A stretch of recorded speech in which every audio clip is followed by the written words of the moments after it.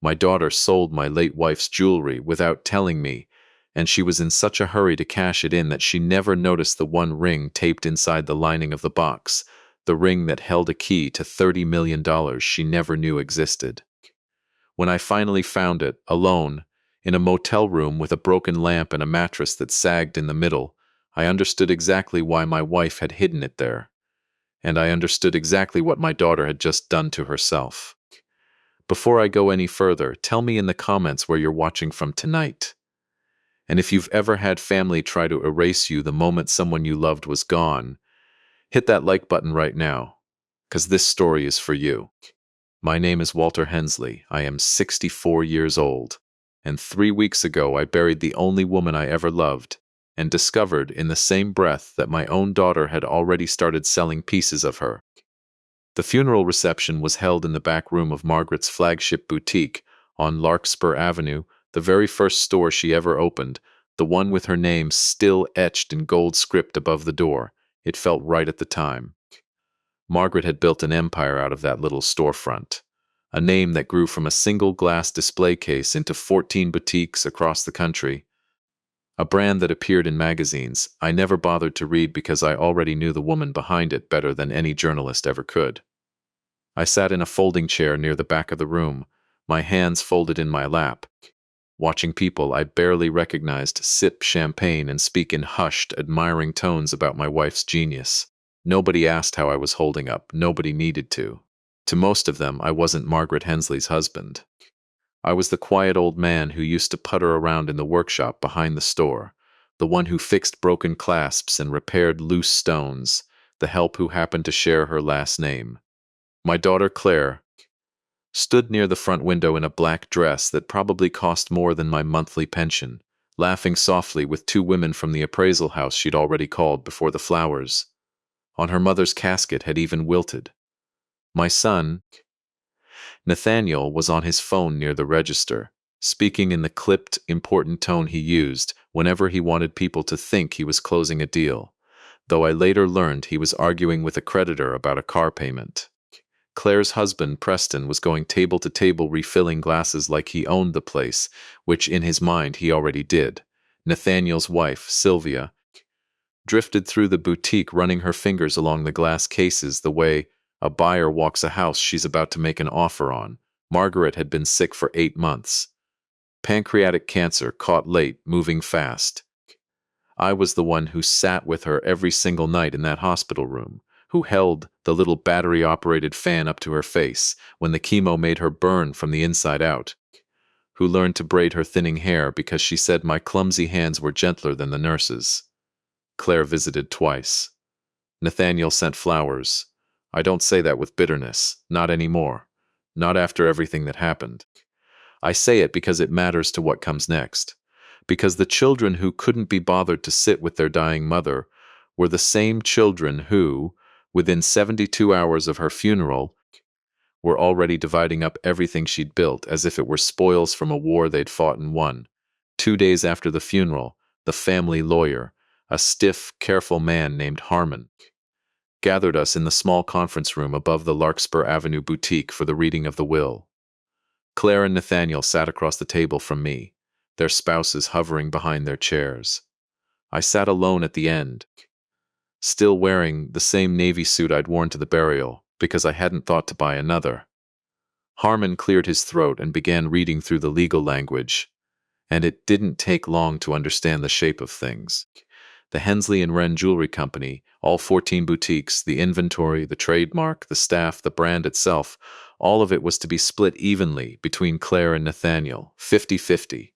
Harmon read off the numbers, and the total came to just over $32 million in assets. Claire's hand found Preston's under the table. Nathaniel exhaled slowly, like a man setting down a weight he'd been carrying his whole life. Then Harmon paused, adjusted his glasses, and looked down the table at me. To my husband, Walter, the will read, I leave the small cedar box currently in the safe at our home on Birchwood Lane, and everything it contains. He reached into his briefcase and slid small plain wooden box across the polished table toward me. It was scuffed at the corners, the hinges slightly rusted, the kind of box you'd find in the back of a closet, and almost throw away without opening. Claire let out a short, surprised laugh, the kind of laugh that isn't really about humor at all. "That's it," she said, looking at the box like it had personally insulted her. "A jewelry box? Dad, come on. We all know Mom kept her good pieces in the vault at the Larkspur store. That thing's probably just her old sketchbooks and some costume stuff from before she made it big." I said nothing. I placed my hand flat on top of the box and felt the worn grain of the wood beneath my palm, and something in my chest went very still and very quiet. Nathaniel leaned back in his chair, arms crossed, wearing the expression he used to wear as a teenager whenever he thought he'd won an argument before it started. "Honestly, Dad, it's kind of fitting," he said. "Mom built an empire. You fixed clasps in the back room for 40 years. I think we all know which one of you was actually running things. He wasn't cruel about it, not yet, not in that room.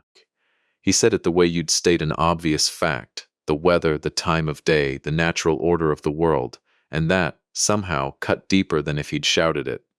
Claire reached across the table and patted my hand, the same gesture she used to make when she was 6 years old and wanted a cookie before dinner. "We're not going to leave you with nothing, Dad," she said, her voice syrupy with a kindness that had no weight behind it. "Preston and I talked about it.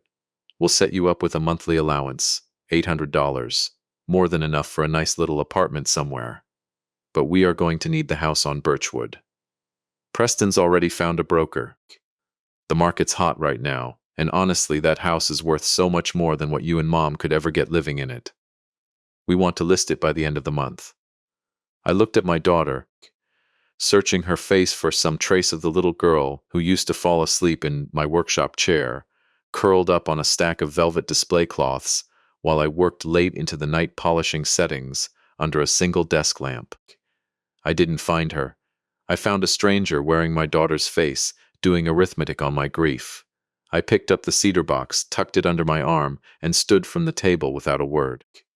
I walked out of that conference room and down the narrow staircase, past the glass cases still holding pieces Margaret and I had designed together 30 years ago, and out onto Larkspur Avenue into the gray afternoon light.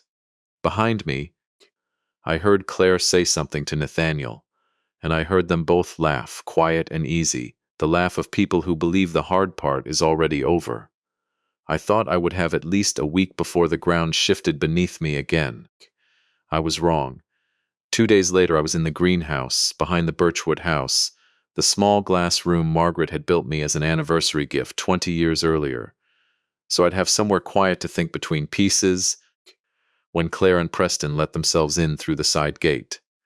Claire was holding a folded document, her heels sinking slightly into the soft garden soil, her face arranged into an expression of practiced patience, the kind you give a slow child.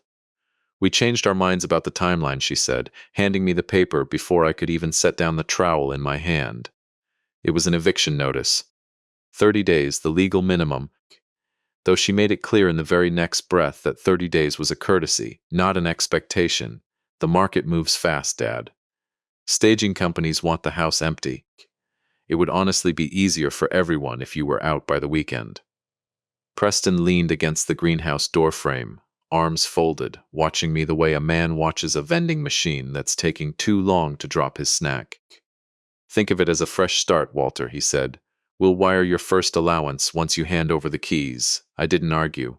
I have learned, over 64 years, that arguing with people who have already decided you're beneath them only confirms whatever story they've told themselves about you.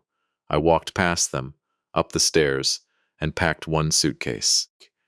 Not the good suits Margaret had bought me for gallery openings and store anniversaries, just work clothes, my shaving kit, and the cedar box.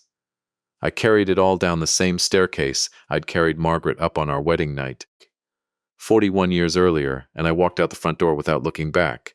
Claire and Preston stood on the porch as I made my way down the driveway. I heard Claire's voice, light and satisfied, carrying on the evening air. "See? That wasn't so hard." They believed, in that moment, that I was exactly what they'd always assumed I was, a quiet, harmless old man who would fold without a fight. They had no idea they had just handed me the one thing I needed most: time. and the absolute certainty of who they really were. The motel I found on the edge of town had a flickering vacancy sign and a mattress that groaned every time I shifted my weight. I sat at a wobbly desk under a lamp with a cracked shade and set the cedar box down in front of me. My hands, which had stayed steady through 40 years of setting diamonds under a jeweler's loupe, were shaking now as I lifted the lid. Inside, the box was almost empty. A few loose glass beads, some tangled costume chains, a handful of old sketches on yellowed paper, Margaret's early designs from before anyone knew her name, nothing of real value. For a long moment I sat there in that dim, humming room and felt something close to despair, wondering if my children had been right about me after all, wondering if this small, sad box really was the sum total of what I meant to the woman I'd loved for 4 decades. Then I noticed the lining. The dark green velvet along the bottom of the box was slightly puckered at one corner, as if it had been lifted and pressed back down by hand rather than glued flat by a factory machine. I ran my thumbnail along the seam and felt it give. Beneath the velvet, taped flat against the wood, was a small object wrapped in tissue paper and a single folded sheet of Margaret's cream stationery, the kind she'd used for every handwritten note she ever sent me in 41 years of marriage. I unwrapped the tissue paper first. Inside was a ring, not one of the finished pieces sold in any of the 14 boutiques bearing her name. This was rougher, heavier, the setting slightly asymmetrical in a way that would have been rejected by any of the polished production lines Hensley and Wren ran today. I recognized it instantly because I was the one who had made it 42 years ago on a workbench in a garage apartment neither of us could really afford. The very first piece I ever designed and set with my own hands. The ring I had slid onto Margaret's finger the night I proposed. Long before either of us had a dollar to our names, my hands trembled harder as I unfolded the letter.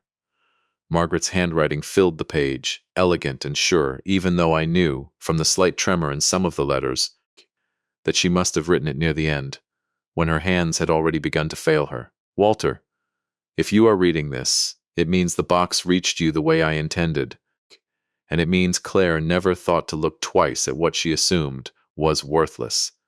I always knew what was in her heart long before she did. I am sorry it took your suffering to prove it. This ring was the first thing you ever made with your own 2 hands, and it is the truest thing either of us ever owned. Inside the band, on the inner curve, you'll find the engraving we joked about all those years ago. It isn't just sentiment, Walter. It's a code. Take it to Diane Castellano at Castellano and Voss downtown. She has been waiting for your call since the day I was diagnosed. The company they think they inherited is only the shell, my love. You hold the soul of it, and you always have. This is for the man whose hands made everything real. I turned the ring slowly under the weak lamplight until I found it. A tiny engraved sequence along the inner curve of the band. Letters and numbers so small I had to hold it inches from my eyes to read them clearly. I sat in that cheap motel room, a widower with one suitcase and an empty checking account, and I understood, for the first time since Margaret's diagnosis, that my wife had spent her final months building a door only I would ever know how to open one. I did not sleep that night. I sat at the wobbly desk with the ring in one hand and my phone in the other, turning Diane Castellano's name over in my mind, like a stone I was trying to read the weight of. By morning, the sun coming thin and gray through the motel curtains, I dialed the number I found through the firm's listing. A calm, measured voice answered on the second ring, and when I gave my name, there was a pause on the other end that told me everything I needed to know before she even spoke. She said she had been expecting my call for months, and that she was deeply sorry it had taken circumstances like these to bring it about. She asked me to come to her office as soon as I could manage it, and she told me to bring the ring. A car was waiting outside the motel within the hour, sent by the firm, the driver silent and unhurried, as he pulled us away from the flickering vacancy sign and into the heart of the city, past the glass towers that housed banks and law firms and everything Margaret and I had spent our lives quietly building toward without ever needing to live inside it. Diane Castellano's office was not flashy. It was tucked into an older stone building a few streets back from the financial district's glittering front row, the kind of place that didn't need to announce its importance, because everyone who mattered already knew where to find it. She met me in the small reception area herself, a sharp-eyed woman in her 50s with silver-streaked hair pulled back into a simple knot, and she shook my hand with a firmness that felt like the first honest gesture I'd received from anyone since Margaret's funeral. In her office, she laid the situation out for me in plain terms. No legal fog, no cushioning. 42 years ago, when Margaret and I were first starting out, it was not her money that got us off the ground, it was mine. I had spent the years before we met apprenticing under a master jeweler in the city, learning to cut, set, and solder with a precision that eventually became my own signature style, a particular way of anchoring a stone that came to be known, decades later, as the Hensley cut, still used in nearly every piece the company produced. I had saved every dollar I earned and sunk it into a small workshop of my own, and when Margaret and I fell in love and she confessed her dream of building a jewelry house that put design and story ahead of mere carats, I sold my workshop, patented my setting technique in both our names, and used the capital to open that first little storefront on Larkspur Avenue. Margaret had the vision, the charm, the eye for a headline. I had the craft, the patents, and, as it turned out, an instinct for staying exactly out of the spotlight she was so much better suited for. What our children never knew, what almost no one outside this office knew, was that 5 years before her diagnosis, Margaret and I had grown quietly worried about the way Claire and Nathaniel spoke about the business, about money, about people who worked with their hands instead of their mouths. So we restructured. The Hensley cut patent, along with the deed to the Larkspur Avenue building, the original workshop behind it, and a holding trust containing the accumulated licensing revenue the company had generated over 2 decades. All of it was placed into a private trust in my name alone. Margaret kept the operational company running exactly as it always had. The 14 boutiques, the staff, the brand name, the inventory, because she loved running it and I loved watching her run it. But every single piece of jewelry sold under the Hensley and Wren name depended on a signature technique that legally belonged to me, produced in a building that legally belonged to me, financed for decades by licensing fees, that Margaret, out of love and generosity, had simply chosen never to collect. Diane slid a folder across her desk toward me. Inside were the original patent filings, my name printed clean and official beside Margaret's decades of licensing agreements. Margaret had quietly renewed every year without a single payment ever changing hands, and the trust documents establishing that upon her death, full and immediate authority to enforce those agreements passed to me alone. The liquid account tied to the trust, accumulated interest on unclaimed royalties compounding patiently for 20 years, sat at just over $18 million. Combined with the value of the patent and the Larkspur building itself, the number Diane finally spoke aloud came to a little more than $30 million, separate from, and entirely superior to, the $32 million in operational assets my children believed they had just inherited. I asked Diane the question that had been sitting in my chest since I read Margaret's letter. Why now? Why like this? Diane folded her hands and told me what Margaret had confided to her the week she signed the trust paperwork. Weak from her first round of chemotherapy, but sharper than ever. Margaret had watched her children grow more entitled with every passing year, more dismissive of the man who had quietly financed their entire lives, more convinced that value only existed in what could be photographed and sold. She hoped desperately that grief might soften them, that losing her might remind Claire and Nathaniel what actually mattered.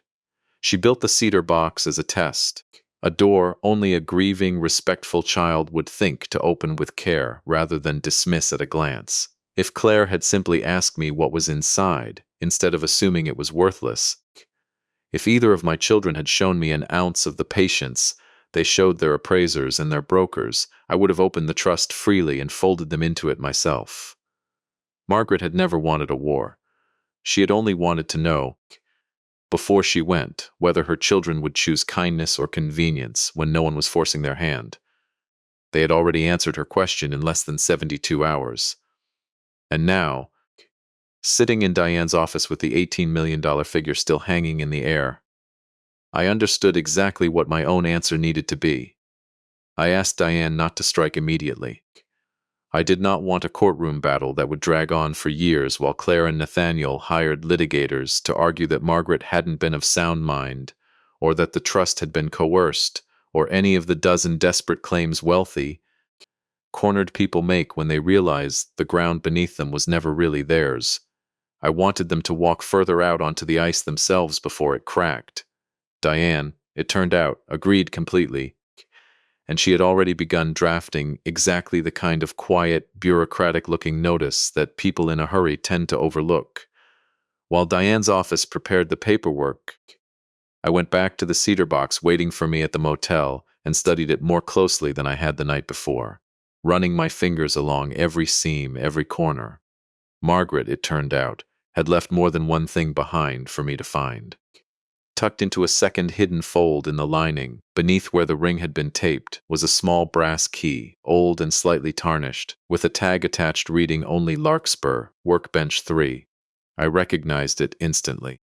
It was the key to my own old workbench in the back workshop of the Larkspur Avenue store, the same workshop I had spent 40 years quietly repairing clasps and resetting stones in while my children joked, within earshot, about how their mother had married beneath her.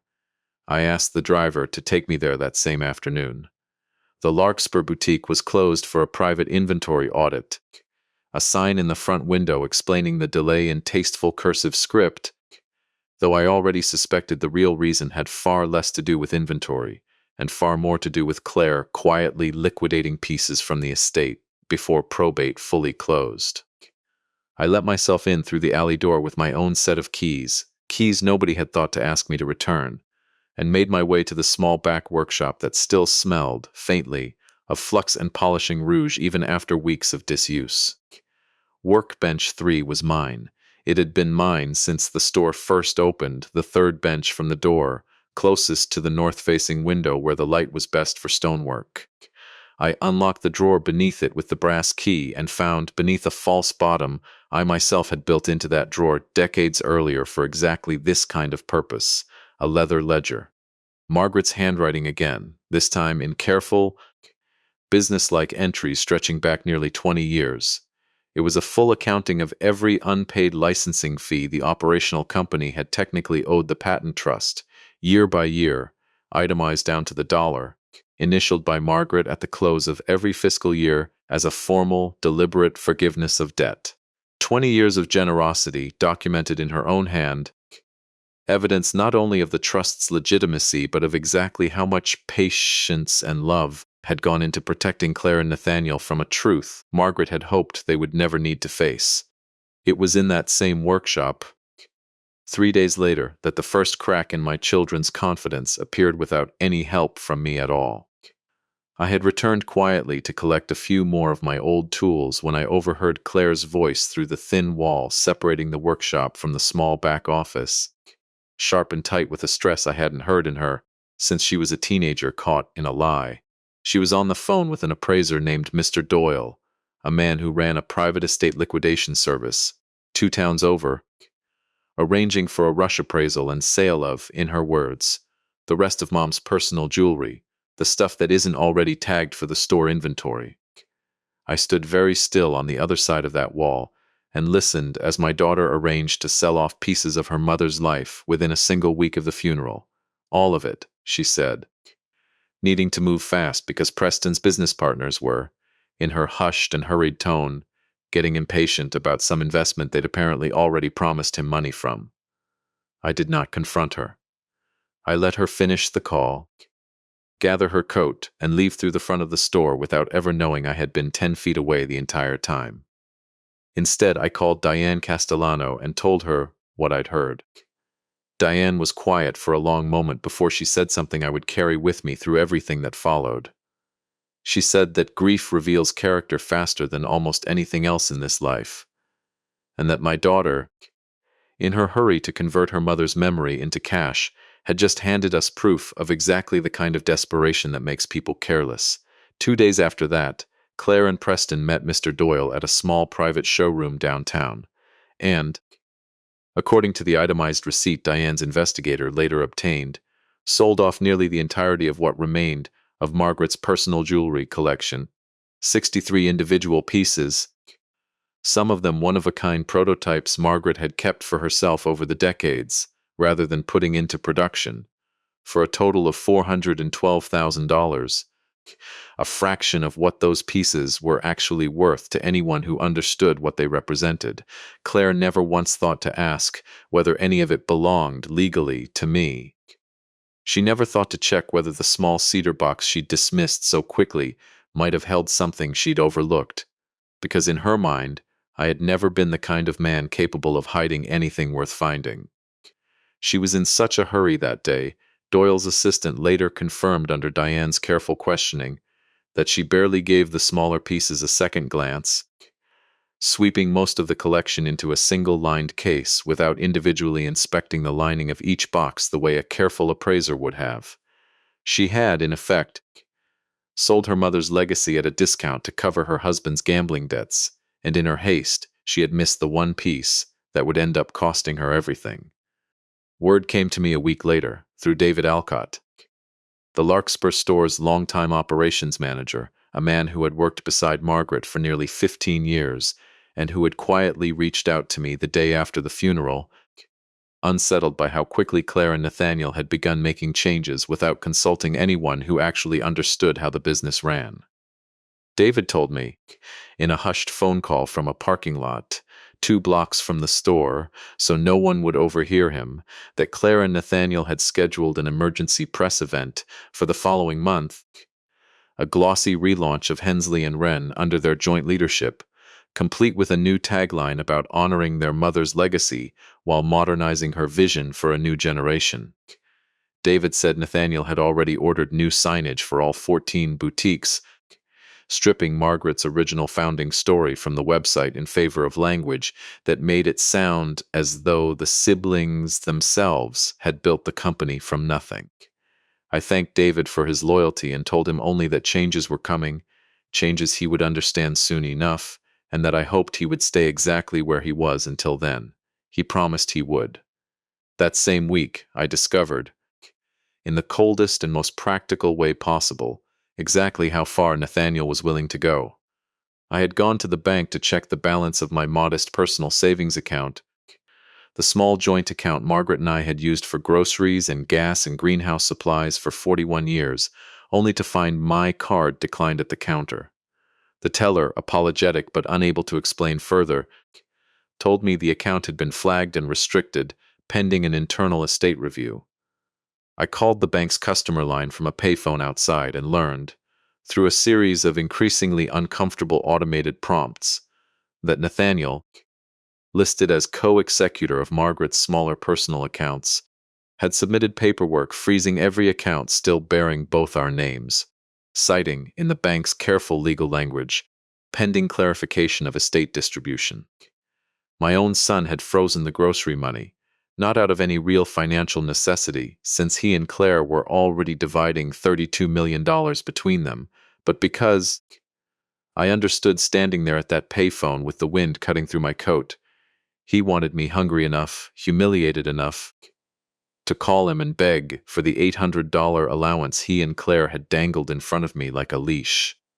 He wanted the story to end the way he'd already written it in his head, with his quiet, harmless father crawling back, grateful for whatever scraps his children decided to toss him.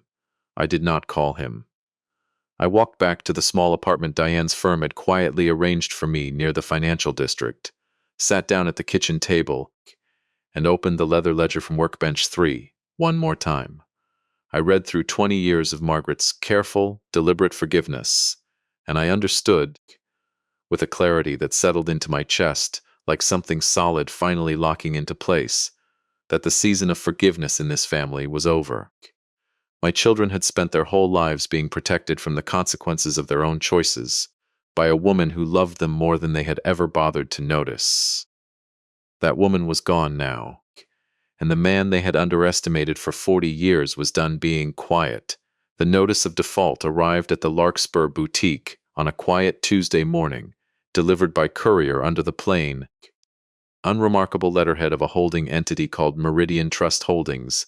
The anonymous corporate name Diane had structured, specifically, so that neither Claire nor Nathaniel would recognize my hand behind it.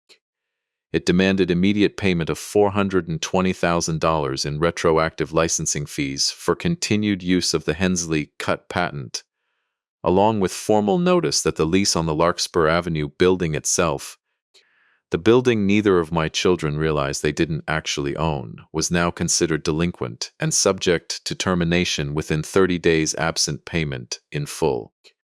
David told me later that Nathaniel glanced at the notice for less than a minute before tossing it onto his assistant's desk with instructions to have someone in accounting sort out whatever clerical nonsense this is.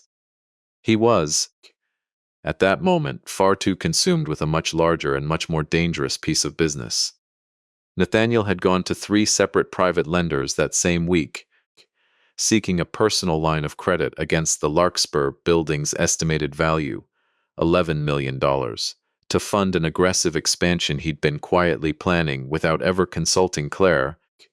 3 new flagship boutiques in cities where he wanted, in his own words to one loan officer, to build something with my name attached to it, not just hers. He signed the preliminary paperwork on a Thursday afternoon, offering the building as collateral, entirely unaware that he was pledging a deed that legally belonged to me. Claire, meanwhile, had her own reckoning quietly building beneath her. Preston's gambling debts, it turned out, ran far deeper than the $412,000 from Margaret's jewelry collection could cover.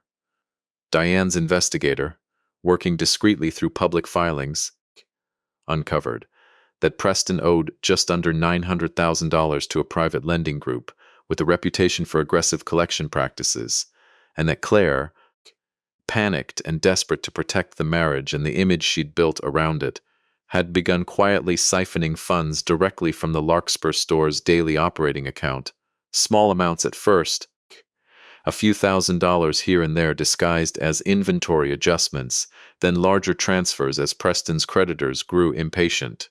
She was, without fully understanding the legal weight of what she was doing, committing outright embezzlement from a company she believed was entirely hers to drain. The ignored notice of default gave Diane exactly what she needed. Under the terms of the original trust agreement, once a formal notice went unanswered for the required grace period, the trust gained immediate legal authority to enforce full repayment and, if necessary, to reclaim the physical property tied to the licensing agreement. Diane moved quickly and quietly, filing an emergency motion with the court that froze all pending loan disbursements tied to the Larkspur building until title verification could be completed. Nathaniel's $11 million line of credit collapsed within 72 hours, the lender's compliance department discovering, to their considerable alarm, that the deed offered as collateral did not belong to the borrower at all. I chose that same week to appear at the Larkspur boutique in person, dressed not in the faded work clothes I'd left the Birchwood house in, but in a charcoal suit Margaret had bought me years earlier for a gallery opening neither of us had ever expected me to wear again. I walked through the front door just after the lunch hour, past the glass cases holding pieces I had personally set decades ago, and found Nathaniel in the small back office, phone pressed to his ear, his voice tight with a panic I had never once heard from him growing up.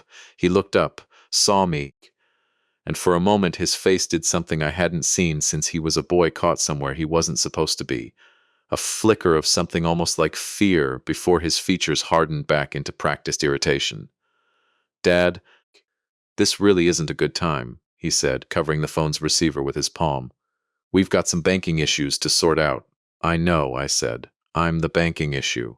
I told him, plainly and without theater, exactly what he had pledged as collateral, exactly whose signature sat on the original patent, exactly who held the deed to the building he was currently standing in. I watched the color drain slowly from his face as the pieces assembled themselves behind his eyes. He didn't shout. He didn't argue. He simply sat down heavily in Margaret's old office chair and stared at me as though seeing me, truly seeing me, for the very first time in his adult life. Claire arrived 20 minutes later, summoned by a frantic call from her brother, and where Nathaniel had gone quiet and pale, Claire went straight to fury. She stormed into the office already mid-sentence, accusing me of forging documents, of manipulating a grieving, medicated woman in her final weeks, of trying to steal an inheritance that belonged, by blood and by law, to her and her brother alone. I let her finish. I had learned over 4 decades of marriage to a woman far sharper than I was, that the loudest voice in a room is rarely the one holding the actual power. When she finally stopped, breathing hard, I set the leather ledger from workbench 3 on the desk between us, along with copies of the original patent filing bearing both my name and Margaret's, and the 20 years of licensing debt she had so carefully, so lovingly, chosen never to collect. I told my daughter that her mother had spent 2 decades quietly protecting her from a truth Margaret had hoped she would never need to face, and that the only reason Claire was learning it now, in this office from me, was that Claire herself had failed the one small test her mother had left behind. The simple act of treating an old cedar box, and the man it was addressed to, with a shred of patience instead of contempt. I asked David to call the remaining senior staff into the front of the store, and, in front of them, I formally announced the enforcement of the trust's rights, effective immediately. The building, the patent, the accumulated licensing revenue, all of it reverted to my direct control. The operational company Claire and Nathaniel had inherited could continue running, could continue selling jewelry under the Hensley and Wren name, but only under a newly negotiated licensing agreement, one that would, for the first time in 20 years, actually require payment. What neither of my children knew, standing in that store, absorbing the collapse of everything they'd assumed was permanently theirs, was that Diane's investigator had already compiled a full accounting of Claire's embezzled transfers and Nathaniel's fraudulent use of a deed he didn't own as loan collateral, evidence that, if I chose to pursue it, could mean criminal charges for both of them. I chose, instead, to give them a choice, the same choice Margaret had hoped they would make on their own from the very beginning. I told them they had 30 days. The same 30 days Claire had once given me to vacate my own home, to fully repay every dollar embezzled from the operating account and every dollar improperly borrowed against a deed that wasn't theirs, or Diane's firm would refer the matter to the district attorney's office. I told them the $800 monthly allowance they had offered me at the reading of the will no longer existed, not out of cruelty, but because I had learned, from watching them my entire adult life, that money handed to people who haven't earned it rarely teaches them anything at all. Preston's debts finally caught up with him within the week, his lenders growing tired of Claire's stalled payments once the embezzled funds dried up under Diane's court order, freezing the operating account pending audit. He left Claire on a Sunday morning, taking what little liquid cash remained between them and leaving behind a half-packed suitcase and a note that said only that he couldn't watch her fall any further and refused to fall with her. Claire called me that same evening, her voice raw and hollow in a way I hadn't heard since she was small enough to still believe I could fix anything. I let the call go to voicemail. I was not ready, not yet, to hear my daughter's grief and be certain it was for anything other than herself. Nathaniel, to my genuine surprise, chose a different road. Within days of the collapse, stripped of the loan he'd been counting on and facing the very real possibility of fraud charges tied to the pledged deed, he came to the Larkspur workshop, not to the front office where the power had always lived, but to the back, to workbench 3, where he found me repairing a clasp under the same north-facing window I'd worked beneath for 40 years. He stood in the doorway for a long moment before asking, quietly, almost like a boy again, whether I would teach him what I actually did back there, the work itself, not the business built on top of it. I told him I would think about it.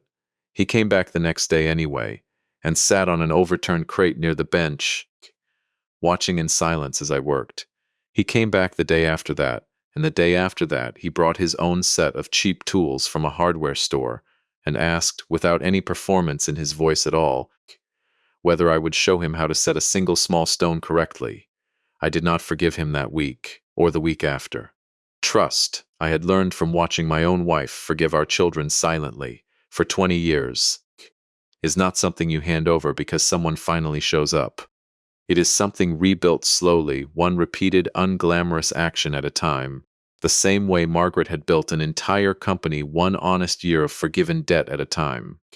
But I let him keep coming. I let him keep learning. Some evenings he stayed until the store closed, his hands slowly losing their soft, uncertain fumbling, gaining the beginnings of a craftsman's patience. Claire never came to the workshop.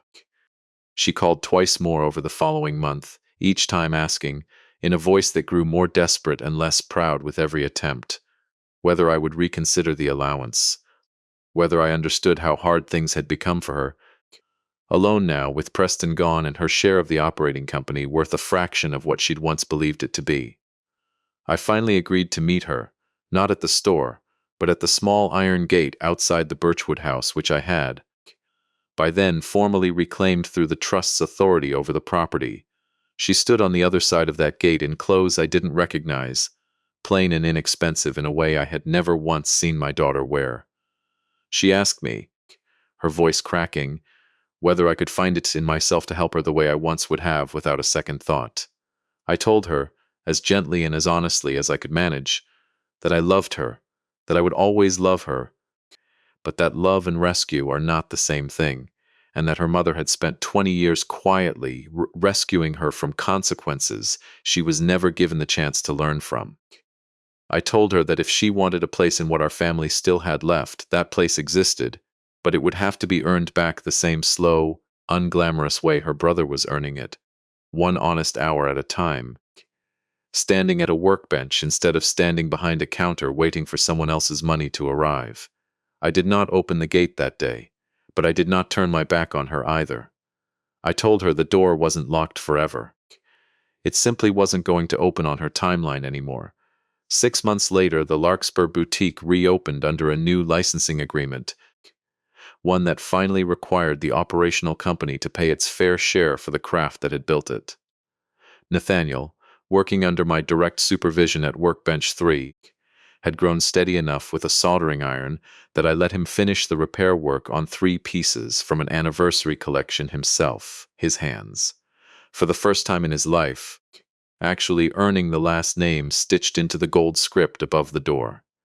Claire had not yet walked through that door, but she had started quietly, taking bookkeeping classes at the community college 2 towns over, and David told me, in one of our regular phone calls, that she'd mentioned, almost shyly, wanting to eventually understand the numbers behind a business the right way, instead of the way she'd learned them.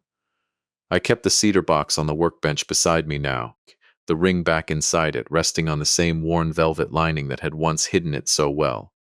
A young apprentice we'd recently hired, a quiet 17-year-old named Ava, who reminded me, in small ways, of Margaret at that age, asked me one afternoon why I kept an old, empty-looking box on my bench instead of somewhere safer. I told her it wasn't empty at all. I told her that the most valuable things in this life rarely look like much from the outside, and that real worth, the kind that lasts, isn't something you inherit by having the right last name. It's something you build, quietly, with your own 2 hands, for as long as it takes for the people who love you to finally notice. Ava thought about that for a moment, turning a small uncut stone over in her fingers the way I'd taught her that week, and said simply that maybe that's why real gold never comes easy. It has to be pulled out of the fire first. I didn't correct her. I don't think Margaret would have either.